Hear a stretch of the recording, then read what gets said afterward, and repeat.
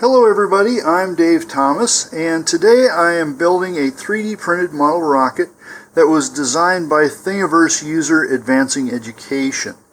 The address for this design was in the title, and so if you want to go make your own, you can do so. I printed this on a Dremel 3D 45 Digilab printer. We laid down the filament at 0.15 millimeter.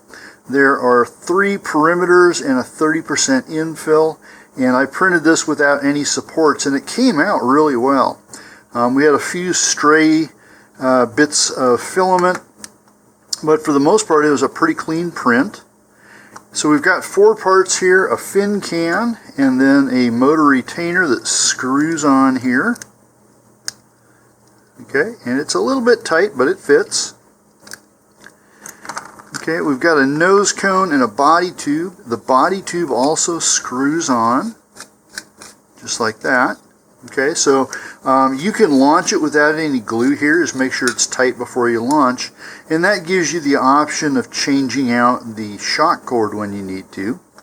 Alright, and then we have a 3D printed nose cone here that's going to fit like this. That's going to need just a little bit of sanding. In addition to the 3D printed parts, you're going to need something for recovery, either about a 12-inch parachute or a streamer. I've got a streamer here. It's about 3 feet long, and it's made out of a ribbon.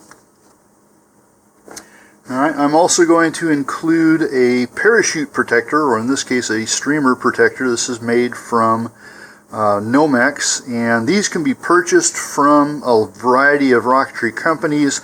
I also make my own. This one came with extra with a kit I had. And I've got about 4 feet of 350-pound test Kevlar for the shock cord here.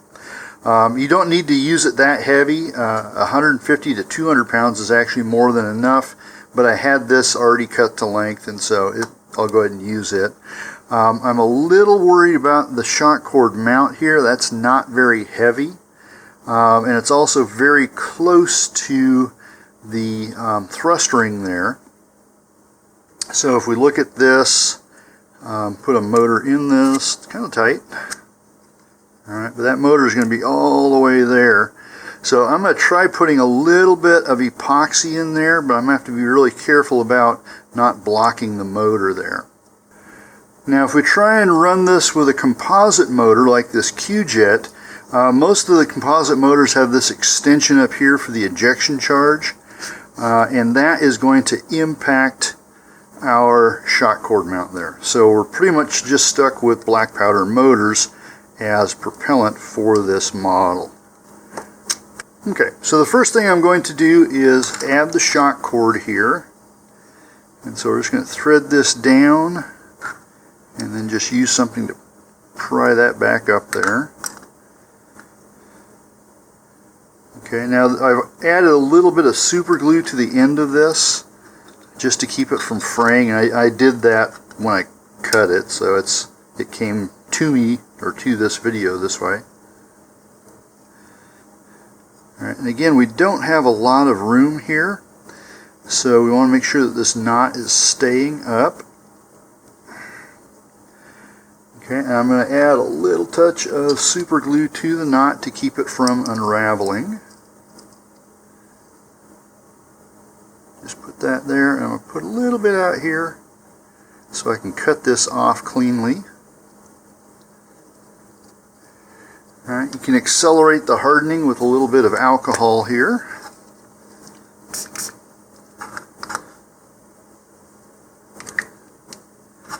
Okay, and then I'm going to take my hobby knife and cut that cord back a bit. And since I put the super glue on there, that should not come unraveled. And I'm just going to kind of tuck that in.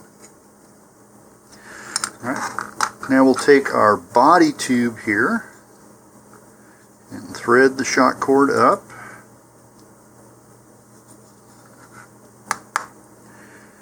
Okay, and then that is going to attach to our nose cone. I'm probably going to have to do a little bit of sanding here on the nose cone, so I'm not going to attach it quite yet. Alright, we'll see how this fits down here. Okay, and again, I'm going to leave this unglued in part because I'm not sure that anchor is going to hold. Okay, and then we'll go ahead and just put this on for now. This is our retainer again.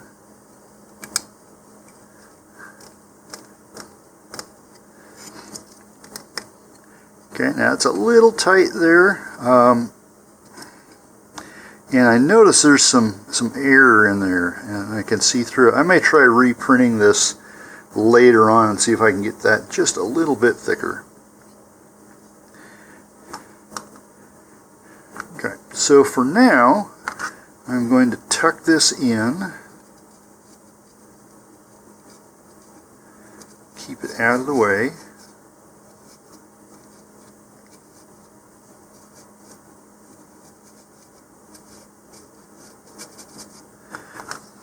Move that out. I'm going to do a little bit of sanding here. Here I have some 100 grit sandpaper, and I've just wrapped it around a dead motor mounted on a stick. I use these for painting, but it also works here for doing a little bit of sanding. So we're just going to sand around here a little bit, make that nose cone fit a little better.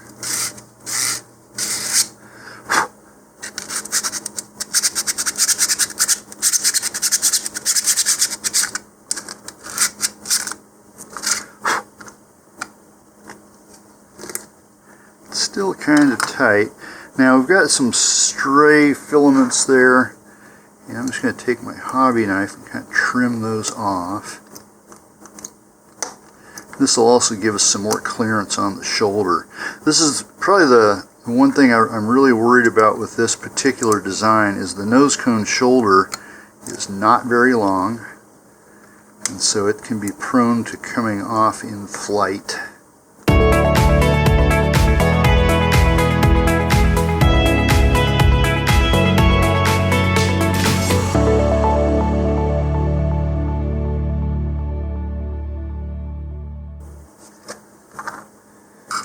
Okay, I'm going to do this just a little bit more.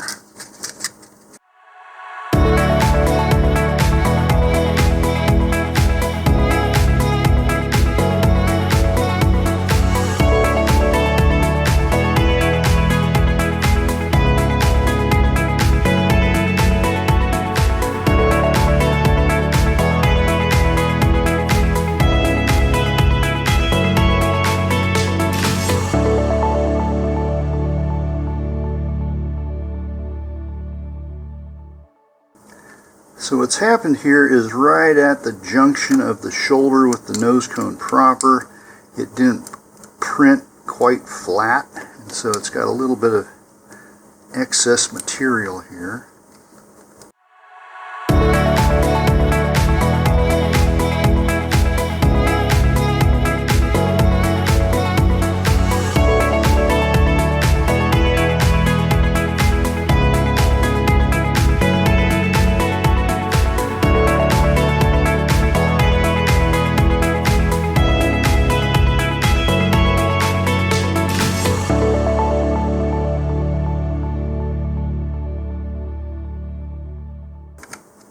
There we go. So that fits, but it comes off with just a little bit of tension there. Okay, now if you need to, you can continue sanding, filing, or cutting this if you want to get it flatter and a better fit to the top of the body tube there.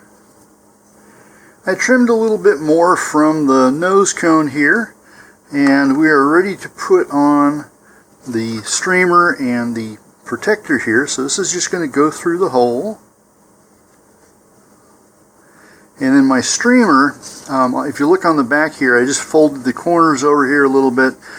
These are bound with super glue, and then once the super glue dried, I used a hole punch to punch a hole through it.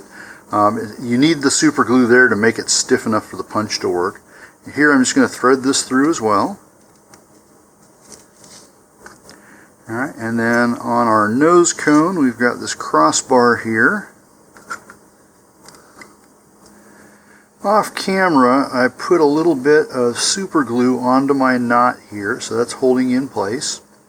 And I had originally tried putting the streamer in the way it was, and I had to cut this back to about 2 feet. Now these ribbons are durable, but the drawback is that they take up a lot more room in the rocket than, say, a plastic flagging streamer or a Mylar streamer. So I'm going to roll this up as tightly as I can. Alright, and then I'm going to wrap the protector around it here. And this protector adds quite a bit of thickness as well. So if you have something like this, you may just want to go and use recovery wadding instead. Alright, we'll give it a little shake test here. That looks good. Pulls off easily though. And there we have it. Now the designer did not provide a name for this rocket.